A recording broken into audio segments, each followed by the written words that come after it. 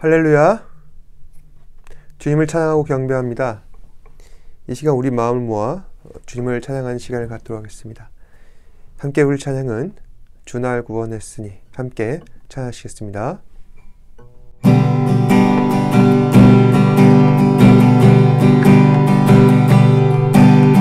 주 날 구원했으니 어찌 잠잠하리. 기쁨에 찬송 드리리. 주 내 죄 사했으니 어찌 잠잠하리. 기쁨에 경배 드리리. 주를 향한 나의 사랑 멈출 수 없네. 멈출 수 없네. 나 기쁨에 춤추리. 내 모든 슬픔 바꾸셨네. 나 기쁨에 춤추리.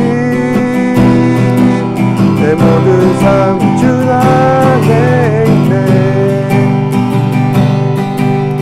주 날 구원했으니 어찌 잠잠하리.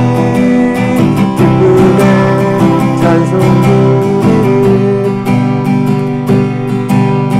주 내 죄 사했으니 어찌 잠잠하리. 기쁨에 경배 드리리. 주를 향한 나의 사랑 멈출 수 없네. 멈출 수 없네. 나 기쁨에 춤추리. 내 모든 슬픔 바꾸셨네. 나 기쁨에 춤추리. 내 모든 삶 주 안에 있네. 나 기쁨에 춤추리. 내 모든 슬픔 바꾸셨네.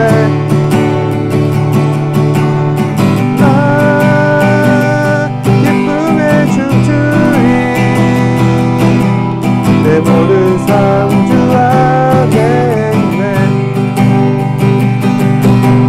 내 모든 삶 주 안에 있네. 내 모든 삶 주 안에 있네.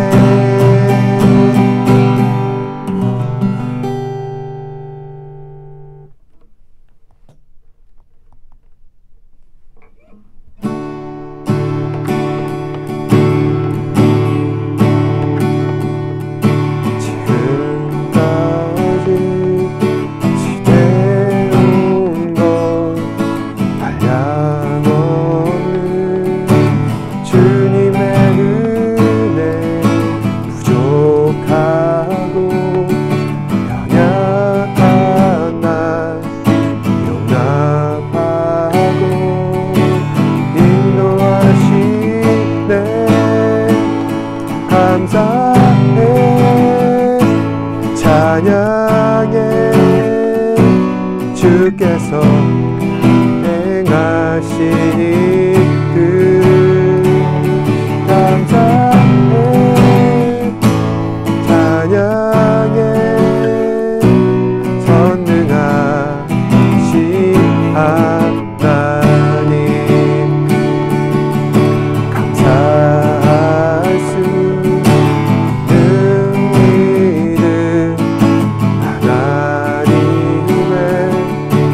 놀라운 은혜 모든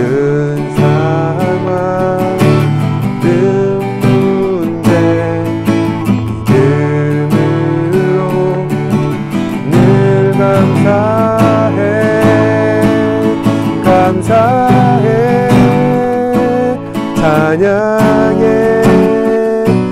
주께서 행하신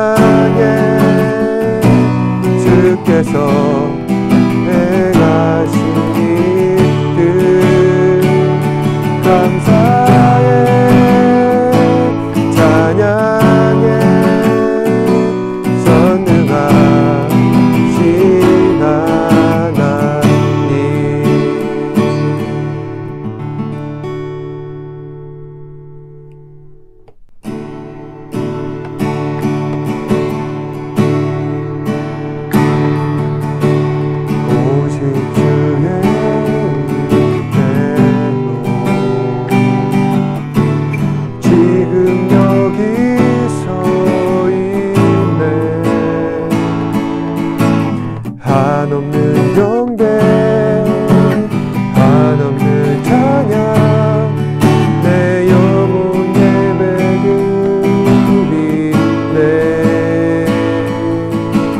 나를 위해 이 땅에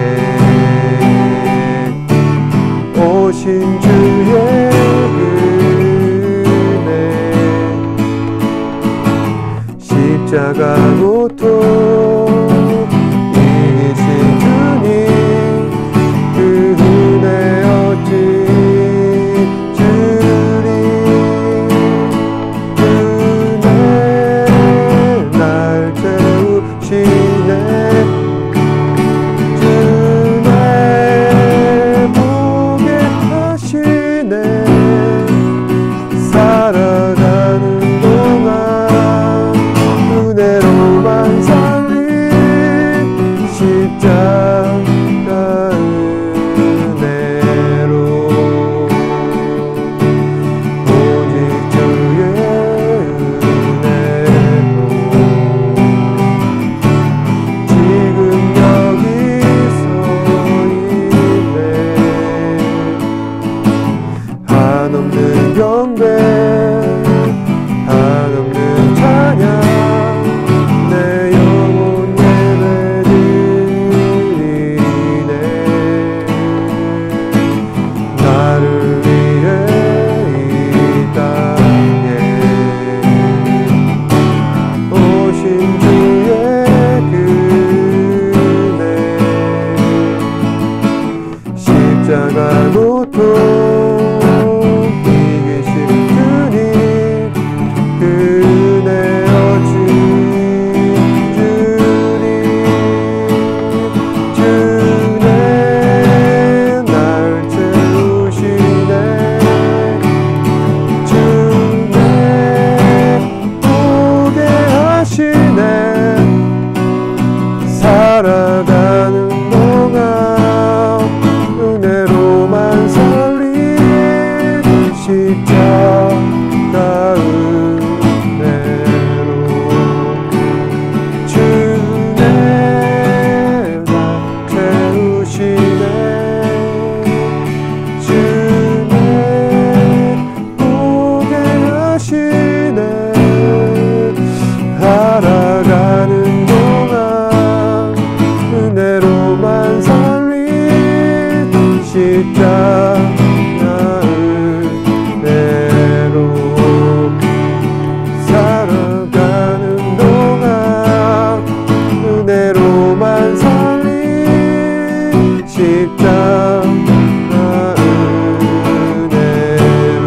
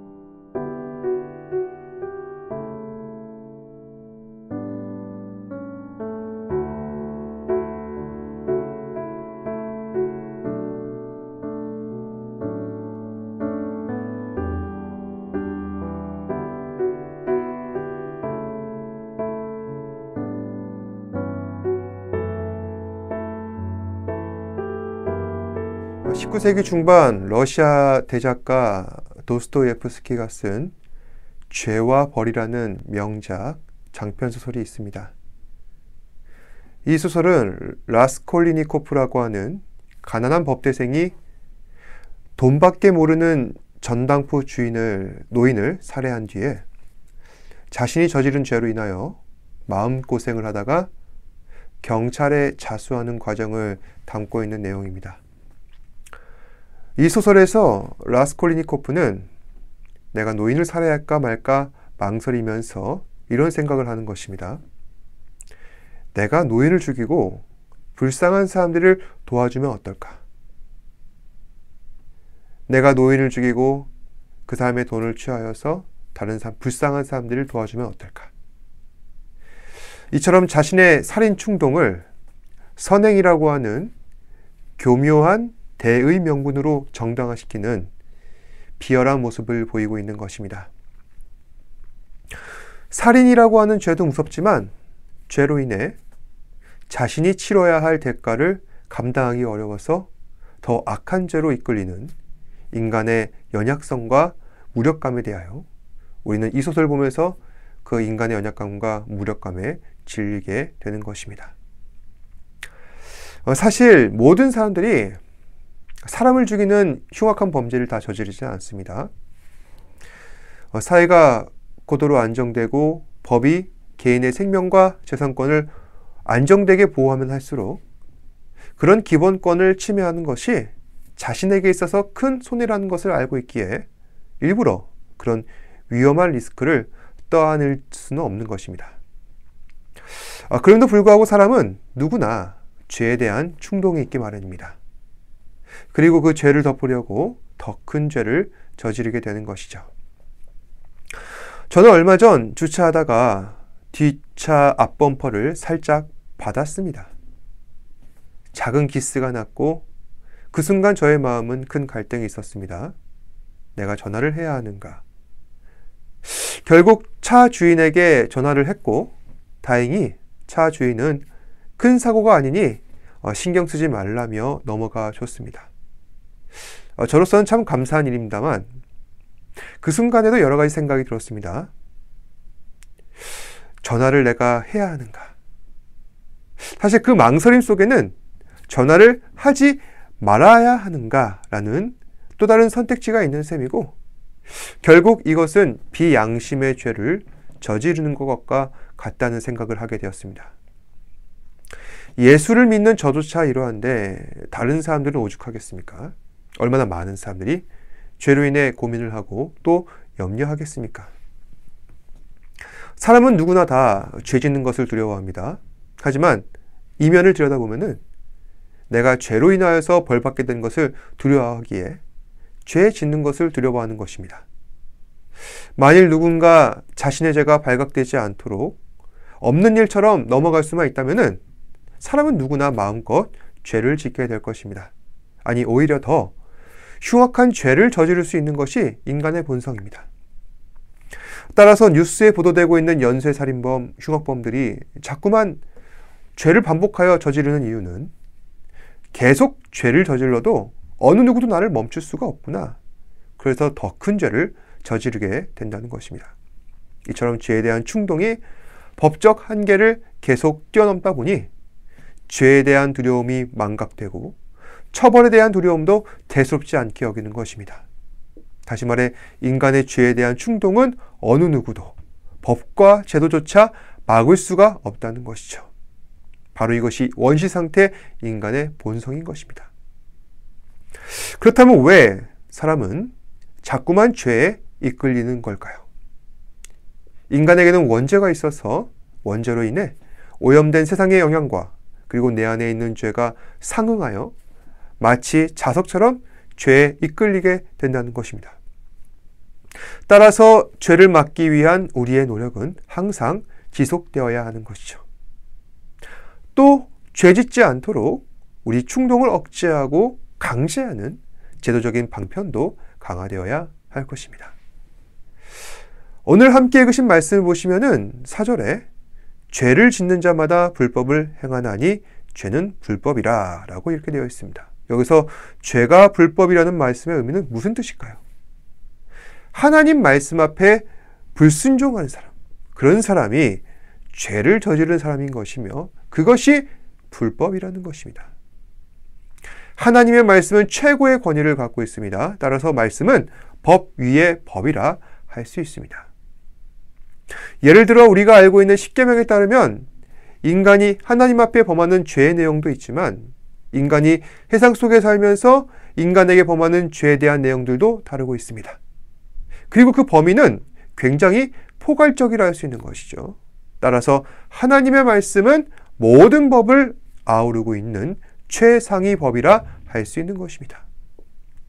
그래서 세상의 법을 어기는 사람, 그 사람도 하나님의 말씀을 거역한 사람인 것이며 세상 법으로는 그 사람을 비록 처벌하지는 않겠지만은 남들은 보지 않는 마음속 은밀한 죄가 있는 사람, 그런 죄를 저지르는 사람도 하나님의 말씀을 거역한 사람이라 할 수 있는 것입니다. 그리고 그 모든 죄악보다 더 흉악한 죄가 있는데 바로 하나님의 거룩하심을 시험하며 하나님을 욕되게 하고 하나님을 배역하는 죄라 할 수 있습니다. 성경에서는 하나님을 배역하는 죄를 관역에서 벗어났다 표현하고 있습니다. 요한복음 16장 9절에 따르면은 죄에 대하여라 함은 그들이 나를 믿지 아니함이요, 이렇게 기록되어 있는데 여기 이 말씀에서 죄란 성경의 원어로 해석하자면은 관역에서 벗어났다는 뜻을 가지고 있습니다. 관역에서 벗어났다. 우리의 초점이 하나님을 향해 있어야 하는데 하나님의 뜻을 벗어났다는 것, 바로 그것이 죄라는 것입니다. 어떻습니까? 엄격한 기준이죠? 세상 모든 사람들 전부 다 하나님 믿고 살지는 않는데 그렇게 따져본다면은 하나님 보시기에 세상 모든 사람들은 전부 죄인으로 보여질 수밖에 없습니다. 하지만 예수님의 은혜 안에 살아가는 사람들은 죄를 떠나 살 수밖에 없다는 사실을 오는 말씀은 분명히 하고 있습니다. 5장 5절에서 7절 말씀입니다. 그가 우리 죄를 없애려고 나타나신 것을 너희가 아나니 그에게는 죄가 없느니라.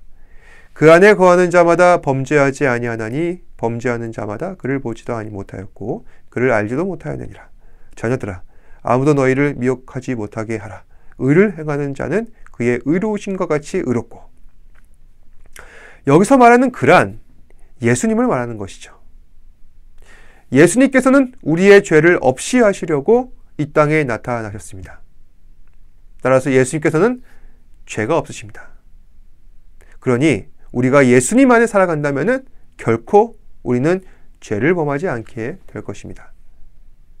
그럼 범죄하는 사람들은 어떤 사람들일까요? 예수님을 보지도 못하고 알지도 못한 사람들인 것입니다.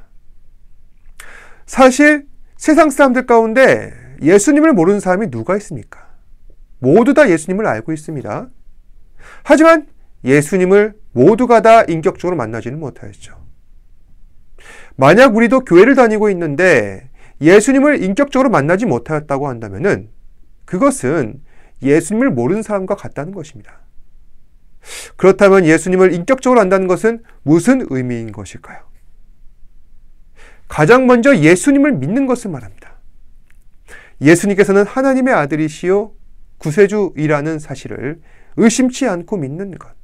그래서 예수님은 말씀을 깨달아 알고 예수님께서 가르쳐주신 제자로서의 삶을 기억하며 정말 그 말씀대로 살려고 애쓰는 사람. 예수님의 죽으심과 부활하심과 승천하심과 다시 오심을 믿고 다시 오실 때 영생을 약속하셨다는 사실을 믿는 것. 믿음의 사람이 예수님을 인격적으로 아는 사람이라 할 수 있는 것입니다. 이것은 참 단순한 신앙적 내용인데 알고는 있으되 믿지 않는 사람들이 너무나도 많고 또 뭘 굳이 시시콜콜 알아야 하나 생각하는 사람도 참 많다는 것입니다. 중요한 것은 여기에 우리의 구원이 달려있다는 것입니다. 그렇다면 질문입니다. 사람은 누구나 죄의 유혹을 갖고 있습니다. 거기에 사로잡혀 있죠. 그런데도 불구하고 우리가 죄 짓지 않습니다. 왜 그렇습니까? 법이라는 강제적인 수단이 우리 행동을 통제하고 있기 때문입니다. 그런데 만약에 법이 여러분들을 강제하지 않는다면 어떻게 하시겠습니까?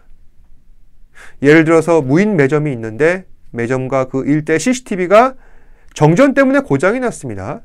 어떻게 하시겠습니까? 참 심각한 고민이 아닐 수 없죠. 왜 그럴까요? 사람은 상황과 환경만 허락이 된다면 죄의 유혹을 끊을 수가 없기 때문입니다.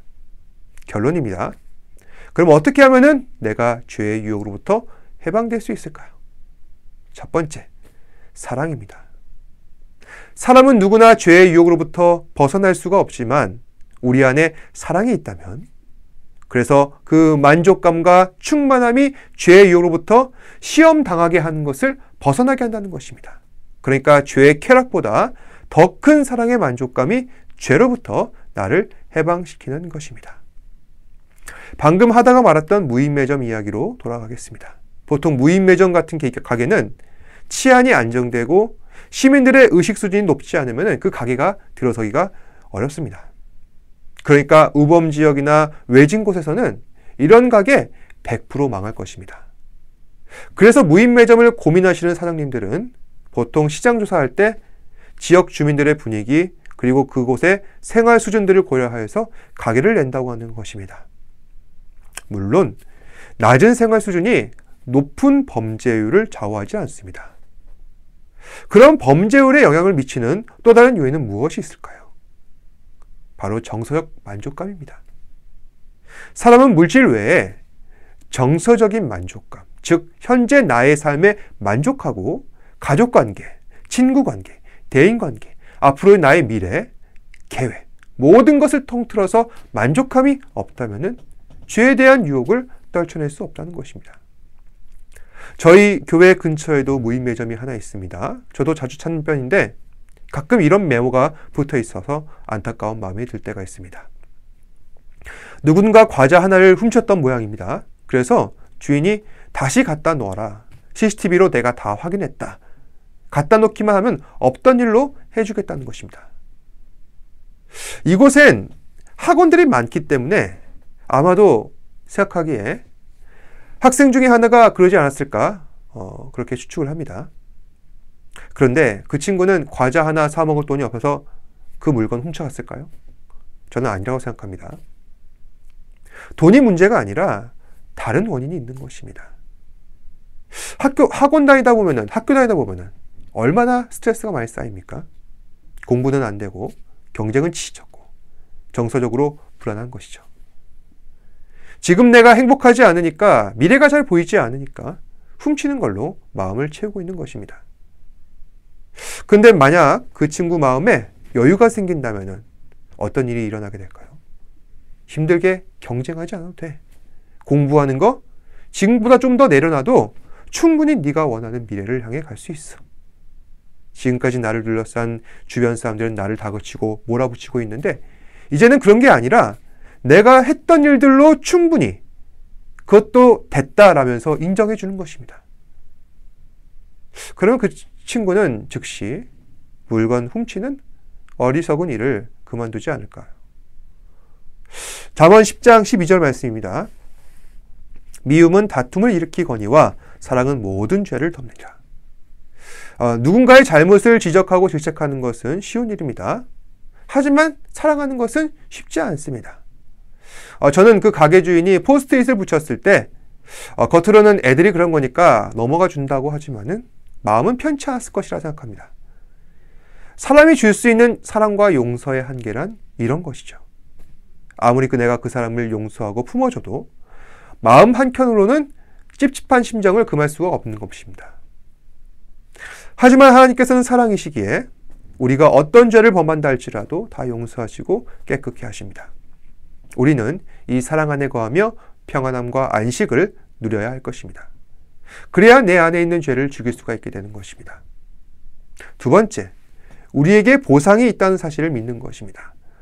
우리에게는 예수님 말씀에 순종하고 그 말씀을 온전히 따르려 할 때 반드시 찾아오는 보상이 있습니다. 그것이 무엇일까요? 14절 말씀입니다. 우리는 형제를 사랑함으로 사망에서 옮겨 생명으로 들어간 줄을 알거니와. 형제를 사랑한다는 말은 예수를 믿는 저와 여러분들이 하나님께서 베푸신 그 크신 사랑 안에서 서로를 이해하고 용납하며 섬겨나가는 것을 말합니다. 그런데 말씀을 보면은 우리가 서로 사랑할 때 어떤 일이 벌어진다고 합니까? 사망에서 옮겨 생명으로 돌아가게 될 것이다. 다시 정리하자면은 서로 미워하고 경쟁하는 것이 아니라 사랑하게 된다면 장차 우리는 영원한 생명으로 들어가게 된다는 것입니다. 서로 사랑한다는 것, 이것은 우리 안에 있는 죄를 억제하고 적극적으로 하나님 말씀에 순종하는 방법이라 할 수 있습니다. 따라서 서로 사랑함으로 주신 말씀 앞에서 순종하게 될 때 하나님께서는 저와 여러분들을 사망에서 생명으로 옮기실 것입니다. 사랑하는 여러분, 제가 여러분을 사랑하는 이유는 물론 인간적인 정 때문도 있지만 무엇보다도 하나님께서 주신 믿음이 있기에 여러분들이 예수 그리스도의 제자라고 생각되기에 사랑하는 것입니다. 우리가 서로를 사랑해야 할 이유는 여기에 있습니다. 누구나 속을 들여다보면은 그 마음속에 부패하지 않은 것 하나 없습니다. 전부 마찬가지입니다. 세상에는 여러 흉악범들이 있지만은 그럼에도 불구하고 나보다 더 악한 죄인은 없다. 우리는 자기 자신을 그렇게 생각해야 할 것입니다. 중요한 것은 그럼에도 하나님께서는 저와 여러분들을 사랑하고 계신다는 것입니다. 그러니 저도 여러분들을 사랑합니다. 그래서 우리는 모두 예수 안에서 사랑합시다. 이 사실 기억하시고 오늘 하루도 주님 주신 그 사랑 안에서 서로를 섬기고 서로를 아끼며 살아가시는 저와 여러분 되시기를 주님의 이름으로 축복합니다. 기도하겠습니다. 사랑과 은혜가 풍성하신 아버지 하나님, 오늘 말씀을 통하여서 서로 사랑하고 또 아껴주고 하나님의 사랑을 베푸는 것이 주께서 우리에게 명령하신 것이며 사망에서 생명으로 옮기는 유일한 축복이라는 것을 깨닫게 되었습니다. 주님, 우리 안에는 너무나도 죄가 많은데 그럼에도 불구하고 우리를 용서해 주신 그 예수 그리스도의 사랑을 본받아 죄인을 사랑하고 또한 서로를 섬기며 하나님의 사랑으로 품어주는 그러한 하나님의 마음이 우리 안에 나타날 수 있도록 학생들 붙잡아 주시옵소서. 예수 그리스도의 말씀에 순종하는 것을 사랑을 통해 실천할 수 있게 하여 주시옵고, 그리하여서 서로를 섬기며 살아갈 때 우리 학생들 그 마음 가운데 정서적인 만족감과 또한 기쁨이 넘쳐날 수 있도록 무엇보다도 하나님의 사랑이 그 마음 가운데 가득 부어질 수 있도록 주님 붙잡아 주시옵소서. 모든 말씀 예수님 이름으로 기도합니다. 아멘. 하늘에 계신 우리 아버지여, 이름이 거룩히 여김을 받으시오며 나라가 임하시오며 뜻이 하늘에서 이루어진 것 같이 땅에서도 이루어지이다. 오늘 우리에게 일용할 양식을 주시옵고 우리가 우리에게 죄 지은 자를 사하여 준 것 같이 우리 죄를 사하여 주시옵고 우리를 시험에 들게 하지 마시옵고 다만 악에서 구하시옵소서. 나라와 권세와 영광이 아버지께 영원히 있사옵나이다. 아멘. 힘을 내요 당신에게